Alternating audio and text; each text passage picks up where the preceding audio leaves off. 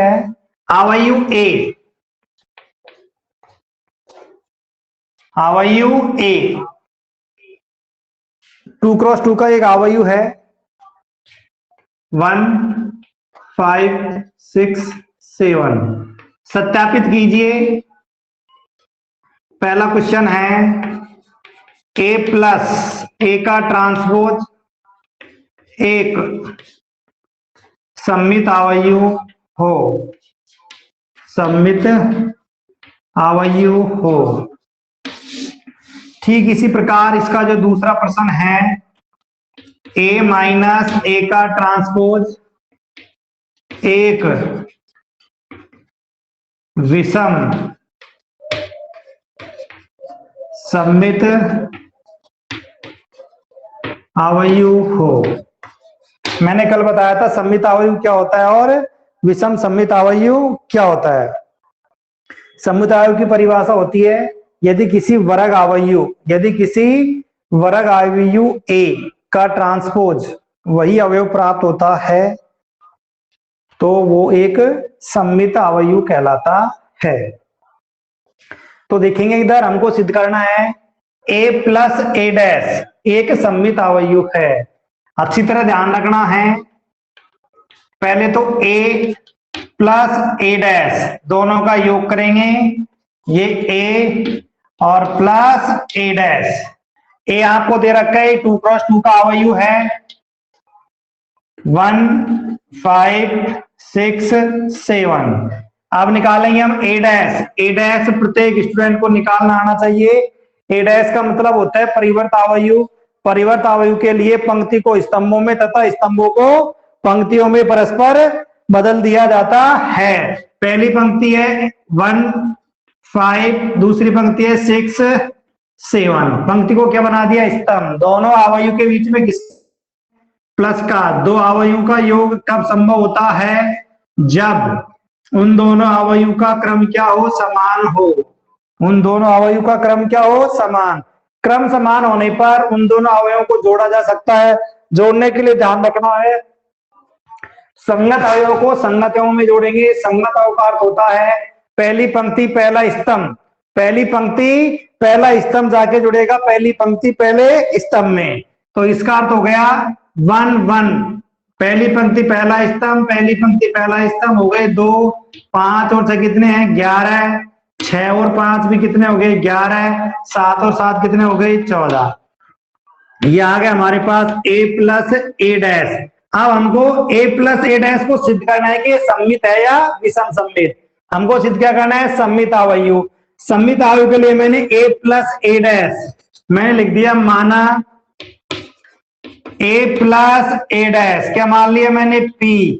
तो बोलो आपके पास में p का मान क्या है? 2 11 11 और 14। p का काम कर रहा है a प्लस ए डैश। इसको क्या सिद्ध करना है? सममित अवयु। सममित अवयु के लिए p का क्या लूंगा मैं? ट्रांसपोज। ट्रांसपोज लेने पर मुझको वही अवयव प्राप्त होना चाहिए। ये 2 और 11 पंक्ति थी, स्तंभ बना दिया। ये भी पंक्ति है, क्या बना दिया? स्तंभ। तब देखेंगे हम कि हमको वही अवयु प्राप्त हुआ है क्या? प्राप्त हो गया p की पावर t बराबर क्या आ गया? p। इसका अर्थ हो गया a कोई अवयु है, इसका ट्रांसपोज क्या आता है? a। क्या कहलाता है? सममित। अतः a प्लस ए का ट्रांसपोज या डैश एक सममित अवयु है। सममित अवयु है। ठीक है। इसी प्रकार एज इट इज किसके लिए काम करना है? विषम सममित के लिए। ध्यान रखना इधर तो किसका चिन्ह है? प्लस का, वहां किसका चिन्ह है? माइनस का। तो दोनों अवयव को क्या करेंगे? हम कटाएंगे। तो a माइनस ए का ट्रांसपोज, पहले a लिख लेंगे माइनस ए का ट्रांसपोज। a का मान क्या है? अवयु a। अवयु a है पहली पंक्ति में 1 5, दूसरी पंक्ति में 6 और 7। ठीक इसी प्रकार a का ट्रांसपोज, a का ट्रांसपोज पहली पंक्ति है 1 5, इसका स्तंभ बना देंगे। दूसरी पंक्ति है 6 7, इसका भी क्या बना देंगे? स्तंभ। दोनों अवयव के बीच में किसका चिन्ह है? वही माइनस का है, इसका अर्थ हो गया दोनों अवयव को क्या करना है, घटाना है। घटाने के लिए ध्यान रखेंगे दोनों अवयव का क्रम क्या होना चाहिए, समान है। समान है तो दोनों अवयव कैसे करते हैं, संगत अवयव को किसमें से घटाएंगे, संगत अवयव में। संगत अवयव का अर्थ हो गया 1 - 1 0, 5 - 6 माइनस के 1, 6 - 5 1, 7 - 7 0।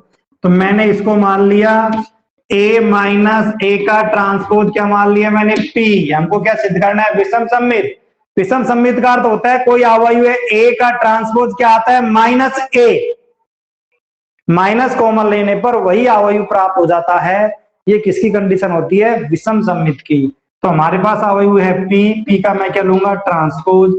p का ट्रांसपोज लिया मैंने 0 -1 1 और 0। तब मैंने इसमें से क्या कॉमन ले लिया, माइनस। मैंने कहा था अवयव के प्रत्येक अवयव में से कॉमन लिया जाता है। तो कॉमन लेने के बाद में अंदर की संख्याओं के चिन्ह क्या हो जाएंगे, बदल जाएंगे। बदलने पर आप देखो क्या हमको वही अवयव प्राप्त हो गए क्या। ये कंडीशन किसकी होती थी, विषम सममित अवयव की। हम लिख देंगे अतः a माइनस ए का ट्रांसपोज एक विषम सममित अवयव है। ये मैंने आपको पहले भी करवाया था जब आपको सममित और विषम सममित अवयव के लिखाए थे, गुणधर्म लिखाए थे। 4 गुणधर्म होते थे इसके। देखेंगे अगला क्वेश्चन हमारा। ओके, ये प्रश्न जो मैंने अभी कराया ओनली 1 नंबर के लिए है। कितने नंबर के लिए, ओनली 1 नंबर के लिए। अवयव वर्ग अवयव कैसा भी हो सकता है। वर्ग अवयव होना चाहिए 2x2 का या फिर 3x3 का। 3x3 का अवयव वर्ग अवयव होता है। तो देखेंगे इधर हमारा जो क्वेश्चन नंबर 9 है, क्वेश्चन नंबर 9 देख लो। क्वेश्चन नंबर 9 क्या कहता है, यदि a बराबर 0 a और b, ठीक इसी प्रकार -a 0 c, माइनस का b माइनस का c और 0, ये 3x3 का वर्ग अवयव है। तो किसका मान निकलवा रहा है, 1/2 a प्लस a डैश तथा 1/2 a माइनस a डैश का मान ज्ञात कीजिए। अच्छी तरह देखेंगे क्वेश्चन को सब। मैं एक करा देता हूं इसमें से 1/2 a प्लस a डैश। यदि मैं 1/2 हटा देता हूं, 1/2 क्या कर देता हूं, मैं हटा देता हूं। तो आपको मैंने अभी भी ये क्वेश्चन करवाया है a प्लस a का डैश कहूं या a का ट्रांसपोज कहूं, क्या कहलाता था, ये एक सममित अवयव कहलाता था। क्या कहलाता था, ये सममित अवयव। ठीक इसी प्रकार a माइनस a का ट्रांसपोज क्या कहलाता था, विषम सममित अवयव। लेकिन आपको ये 1/2 ऐसे नहीं हटाना है। 1/2 ऐसे कैसे रहेगा, हमको दोनों चीजें याद करनी है। तो देखेंगे पहले हम क्या याद कर रहे हैं। पहले मैं निकालूंगा a प्लस a का डैश, a प्लस a का डैश। पहले क्या निकालूंगा मैं, a प्लस a का डैश या a का ट्रांसपोज। a का मान a की जगह रहेगा प्लस a डैश का मान a डैश की जगह रहेगा। तो हमारे पास अवयव a है 0 a और b minus a 0 c minus b minus c और 0। ठीक है, ये 3x3 का अवयव है। आप हमको क्या लेना है, a का ट्रांसपोज लेना है। क्या लेना है, a का ट्रांसपोज। तो देखो a का ट्रांसपोज कैसे लेते हैं, ये कोई अवयव है a एक वर्ग मैट्रिक्स है। ट्रांसपोज लेने के लिए पंक्ति को किसमें बदल देंगे, स्तंभ में। 0 a b minus a 0 c, ठीक इसी प्रकार माइनस b माइनस c और 0। ये भी एक 3x3 का अवयव है, ये भी एक 3x3 का अवयव है। तब हम दोनों अवयवों को जोड़ रहे हैं। मैंने आपसे कहा था जब हमने योग संक्रिया शुरू की थी, अवयव पर संक्रिया शुरू की थी, योग वैकलन एक जैसी होती हैं। आपको इसमें 3-4 चीजें याद रखनी है पूरे चैप्टर को समझने के लिए।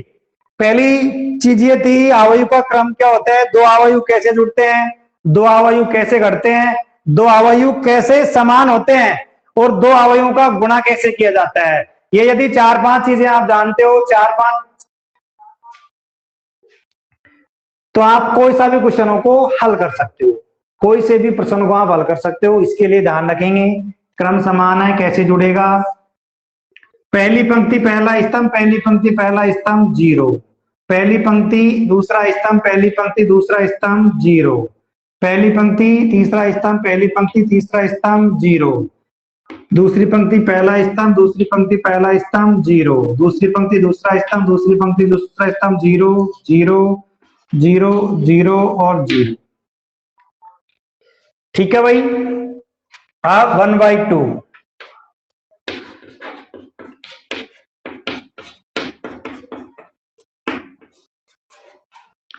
इधर 0 0 0 0 0 0 0 0 0। ये पूरा अवयव किससे गुणा होगा, 1/2 से। 1/2 से गुणा करेंगे तो क्या बन जाएगा, ये कंप्लीट शून्य अवयव बन जाएगा। क्या बन जाएगा, शून्य अवयव। शून्य अवयव की परिभाषा मैंने लिखाई थी, ऐसा अवयव जिसका प्रत्येक अवयव क्या हो, शून्य हो, क्या कहलाता है, वो शून्य अवयव कहलाता है। ठीक इसी प्रकार आपको निकालना है, पहले निकालोगे A-A का ट्रांसपोज या डैश, फिर उसमें किसका भाग देंगे हम, 2 का भाग देंगे। कर लोगे क्वेश्चन को हल, बोलो देवेंद्र भैया, बोलो कर लोगे क्या दूसरा क्वेश्चन।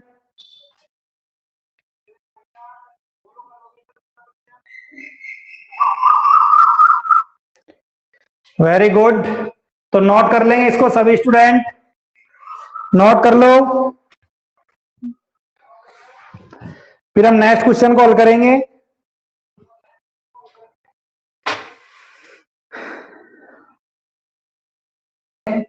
इसके बाद में हम अगले 4 प्रश्न ऐसे कैसे हैं जो 2015 में आया हुआ है क्वेश्चन, और एक 2013 में, 3 नंबर में, 3 नंबर में क्वेश्चन आया हुआ है, और अच्छी तरीके से रखेंगे।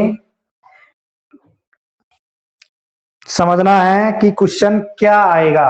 वहां क्या आया था 2015 के पेपर में, क्वेश्चन नंबर 10 है। इसके अंदर कितने प्रश्न हैं, 4। मैं आपको एक प्रश्न करवा रहा हूं, तो देखेंगे पहला प्रश्न क्या है।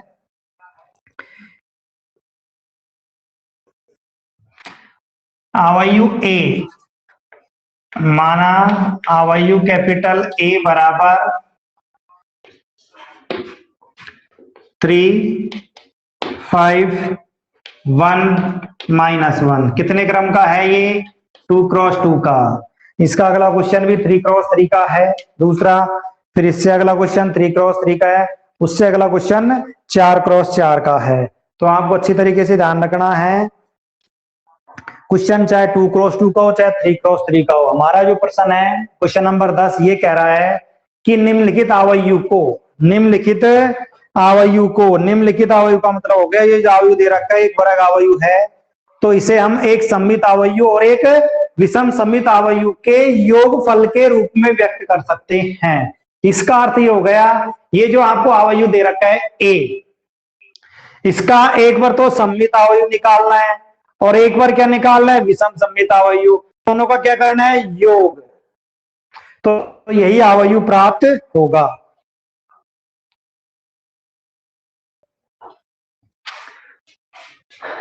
इंपोर्टेंट क्वेश्चन है, 2015-13 में आया 3 नंबर में। उसके बाद में इस टॉपिक को हटा दिया था, पिछली साल था ये, पिछले साल की बुक में एक सवाल ही था एनसीईआरटी बुक में। इसके 4-5 सवाल है, एक एग्जाम्पल भी है और 2-3 क्वेश्चन विविध में भी है। तो देखेंगे इधर, जैसे मैं करूंगा इस प्रश्न को, ठीक इसी प्रकार आपको शेष 3 प्रश्न करने हैं। कितने प्रश्न करने हैं, शेष 3। और कैसे करने हैं इधर देखेंगे सब। क्वेश्चन ये कह रहा है अवयव ए को सम्मित अवयु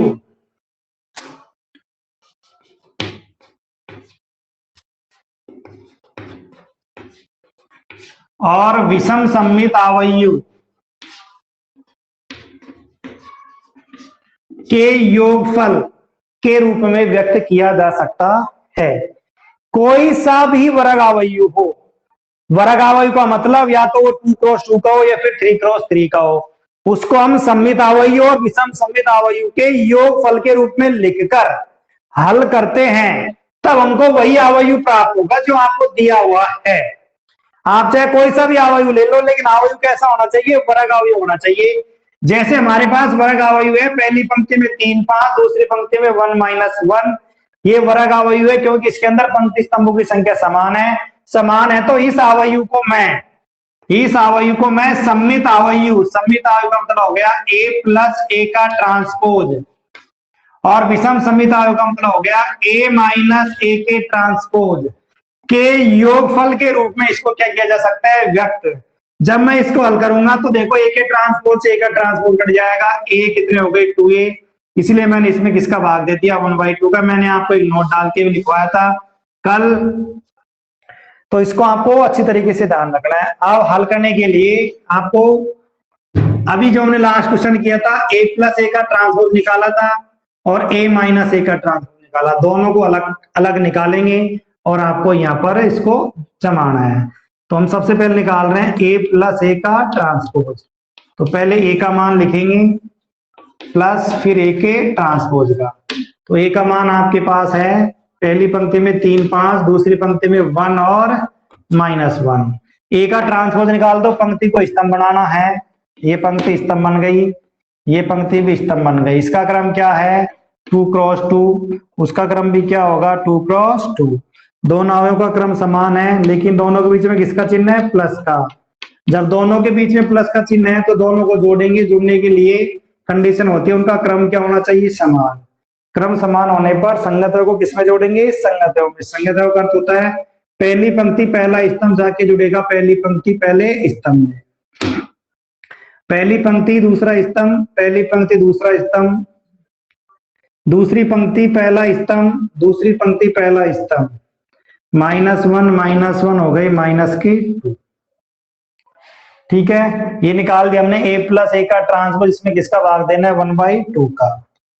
1/2 a + a का ट्रांसपोज, ये लो 1/2 6 6 6 -2। ये पूरा अवयव किससे गुणा हो रहा है? 1/2 से।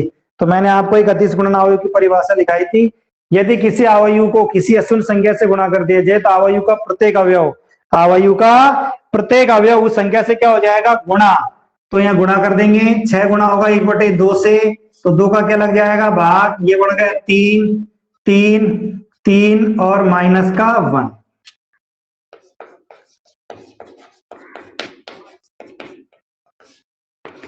एज इट इज निकालना है आपको। ऐसे कैसे? अगला क्वेश्चन 3x3 का होगा। ये 3x3 की बन जाएगी, ये बन जाएगी। 9 अवयव होंगे, 9 अवयव को जोड़ेंगे और किसका भाग दे देंगे? 2 का। अब आपको निकालना है a - a का ट्रांसपोज, a - a का ट्रांसपोज। पहले a जमाएंगे -a का ट्रांसपोज। a का मान बोलो क्या है? a का मान है पहली पंक्ति में 3 5, दूसरी में 1 -1। इसी का क्या ले लो? ट्रांसपोज। पंक्ति को क्या बना दिया? स्तंभ। इसका क्रम है 2x2, इसका क्रम भी है 2x2। दोनों के बीच में किसका चिन्ह है? माइनस का। दो अवयव कैसे घटते थे? जब उनका क्रम समान हो तो संगत अवयव को किसमें से घटाएंगे? संगत अवयव में से। तो घटा दो। संगत अवयव का अर्थ अभी बताया थोड़ी देर पहले। पहली पंक्ति पहला स्तंभ माइनस पहली पंक्ति पहला स्तंभ 0, 4 - 5 - 1, 1 - के 5 और -1 +0। ठीक है, इसमें भी किसका भाग देना है? 1/2 का। ये लो 1/2 का भाग दे दिया। a - a का ट्रांसपोज 1/2, इधर 0 4 -4 0, 1/2 का भाग दे दो प्रत्येक अवयव में। प्रत्येक अवयव में किसका भाग देना है? 1/2 का। तो ये हो गया 0, 4 में 2 का भाग दिया 2, -2 और 0। ठीक है, अब ये सारा सिस्टम आपको रखना है सममित और विषम सममित आव्यूह के योगफल के रूप में। नंबर डाल दिया इसको मैंने समीकरण नंबर 1। तो देखेंगे a बराबर, ये तो सममित आव्यूह है, प्लस ये विषम सममित आव्यूह है। तो a प्लस a के ट्रांसपोज का मान ये रहा, पहली पंक्ति में है 3, 3, 3 -1। इधर दूसरे आव्यूह में 0, 2 और -2, 0। तो देखो हमको आव्यूह क्या प्राप्त होता है। पहली पंक्ति पहला स्तंभ 3, 5, 1 और -1, वही आव्यूह प्राप्त हो गया हमको। तो देखो क्वेश्चन क्या है, ये क्वेश्चन आपका ये है, यदि किसी आव्यूह को, आव्यूह होना चाहिए लेकिन कैसा होना चाहिए, वो वर्ग आव्यूह होना चाहिए। वर्ग आव्यूह का अर्थ होता है उसमें पंक्ति स्तंभों की संख्या क्या हो, समान हो, या तो वो 2x2 का आव्यूह हो या फिर किसका हो 3x3। उसी को हम एक सममित आव्यूह और एक विषम सममित आव्यूह के योगफल के रूप में व्यक्त कर सकते हैं। इसका अर्थ होगा आप कोई सा भी आव्यूह ले लो लेकिन कैसा होना चाहिए, वर्ग, या कुछ भी मानो, बट्टे की संख्या लो, माइनस में लो, प्लस में लो, उसको सममित और विषम सममित आव्यूह के योगफल के रूप में व्यक्त करके हमको वही आव्यूह प्राप्त होगा। हमारे पास ये था, सममित विषमित मानकर हमने हल कर लिया। हल करने पर दोनों का योगफल किया हमने, योगफल करने पर हमको देखो आव्यूह एक प्राप्त हो। 3 नंबर का क्वेश्चन है, आया हुआ है 2013 में और 15 में। ये तो 2x2 का है, 3x3 का करेंगे तो उसके अंदर कितना वे हो जाएंगे,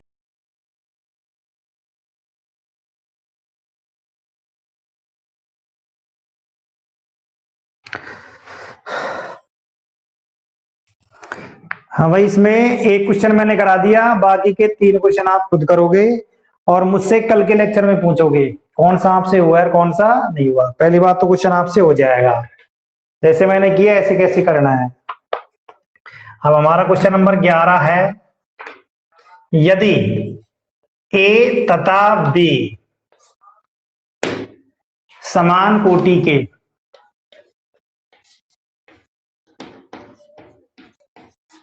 सममित आव्यूह हैं, सममित आव्यूह हैं, तो AB माइनस BA एक ऑप्शन वाला क्वेश्चन है, विषम सममित होगा, सममित होगा, शून्य आव्यूह होगा, तत्समक होगा। सबकी मैंने परिभाषा लिखाई है। शून्य आव्यूह की परिभाषा लिखाई थी, ऐसा आव्यूह जिसका प्रत्येक अवयव क्या हो, शून्य। और तत्समक की परिभाषा क्या लिखाई थी, ऐसा आव्यूह जिसमें मुख्य विकर्ण के सभी अवयव क्या हो, 1 1 हो, जिसको हम कहते थे इकाई आव्यूह। इकाई आव्यूह का नाम है तत्समक अवयव। सममित आव्यूह की परिभाषा कल भी बताई थी, आज भी क्वेश्चन हमने किया है, और विषम सममित। लेकिन आपको ये बताना, देखो इसको कैसे हल करेंगे। A तथा B समान कोटि का अर्थ हो गया A या तो 2x2 का है या फिर 3x3 का है। मतलब A का क्रम क्या है, कोई एक वर्ग आव्यूह है, ठीक इसी प्रकार B का भी क्या है, लेकिन ये दोनों आव्यूह कैसे हैं, सममित आव्यूह हैं। तो मैं लिख रहा हूं A तथा B समान कोटि के सममित आव्यूह हैं।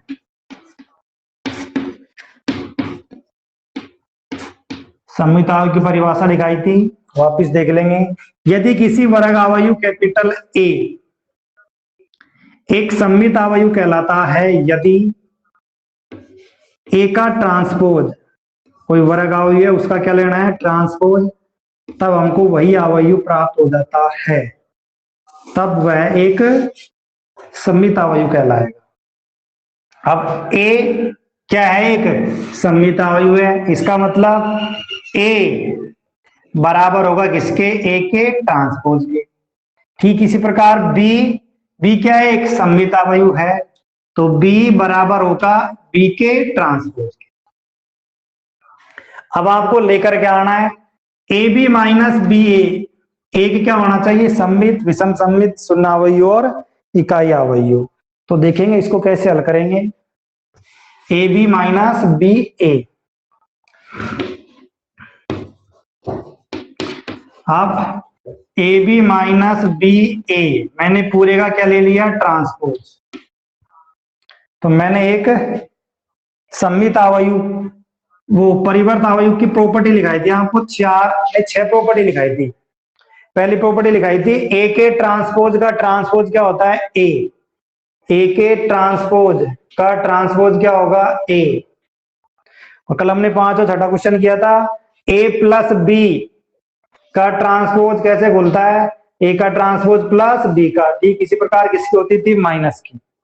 गुणा की प्रॉपर्टी भी हमने सिद्ध की थी कल, ए बी पूरे का ट्रांसपोज कैसे खुलेगा, बी का ट्रांसपोज और ए का ट्रांसपोज। यदि आपके पास में 3 अवयव गुणा में हो, ए बी सी कंप्लीट का ट्रांसपोज कैसे खुलेगा, सी का ट्रांसपोज, बी का ट्रांसपोज और ए का ट्रांसपोज। अब हमको यहां हल करना है ए बी माइनस बी ए, तो ए बी माइनस बी ए वाली प्रॉपर्टी लगाएंगे। तो लगाने के बाद देखेंगे वो कैसे खुलती है। ए बी माइनस बी ए का ट्रांसपोज हो जाएगा ए बी का ट्रांसपोज माइनस बी ए का ट्रांसपोज। तो बोलो ए बी का ट्रांसपोज कैसे खुलेगा, बी का ट्रांसपोज और ए का ट्रांसपोज, माइनस बी ए का कैसे खुलेगा, ए का ट्रांसपोज और बी का ट्रांसपोज। लेने के बाद में इसमें से मैंने क्या कॉमन ले लिया, माइनस, माइनस कॉमन ले लिया। अब पहले इसको हम, जो आपको दे रखे हैं ए और बी क्या है, सममित है। तो देखेंगे बी के ट्रांसपोज की जगह लिख सकता हूं मैं बी, ए के ट्रांसपोज की जगह लिख सकता हूं मैं ए, फिर वापिस ए के ट्रांसपोज की जगह लिख सकता हूं मैं ए, और बी के ट्रांसपोज की जगह लिख सकता हूं मैं बी। मैंने इसमें से क्या कॉमन ले लिया, माइनस। तो माइनस कॉमन लेने का मतलब हो गया ए बी माइनस बी ए, तो माइनस ये आपका बन गया ए बी माइनस बी ए, और हमारा क्या है, ए बी माइनस बी ए पूरे का ट्रांसपोज। अब देखेंगे परिभाषा सममित विषम सममित, ये शून्यावयवी तो है ही नहीं, क्योंकि शून्यावयवी की परिभाषा क्या होती है, उसके सभी अवयव क्या होते हैं, शून्य। विषम सममित के लिए क्या होता है, ऐसा वर्ग अवयव जिसका ट्रांसपोज लेने पर वही अवयव प्राप्त हो जाए। इसका ट्रांसपोज लिया वही अवयव नहीं है, आपको क्या लेने पर आ रहा है, माइनस। तब हम कह सकते हैं अतः यह है ए बी माइनस बी ए एक विषम सममित अवयव है। यह आपका क्वेश्चन है, कंप्लीट है, छोटा सा ऑप्शन वाला है। आपको जो टेस्ट लिया जाएगा उसमें ऐसे क्वेश्चन दिए आएंगे, छोटा प्रश्न होगा, हल करके आपको देखना है और उसका एबीसीडी में देखना है कौन सा आंसर सही है। अब आपका लास्ट क्वेश्चन है, तो उसको हल कर लेते हैं हम, नोट कर लो इसको।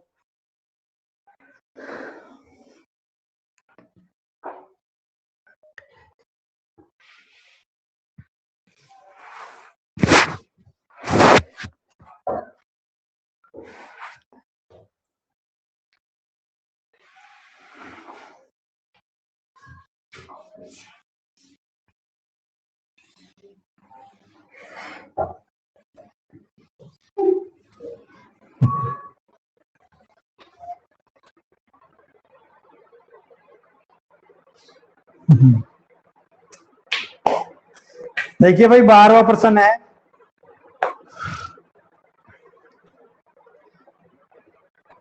जिसको हम हल करेंगे अभी। छोटा सा प्रश्न है, 4-5 लाइन में हल हो जाएगा। यदि अवयव ए दे रखा है आपको cos alpha minus sine alpha, cos alpha minus के साइन एल्फा और cos एल्फा, तब आपको क्या सिद्ध करना है, a प्लस ए का ट्रांस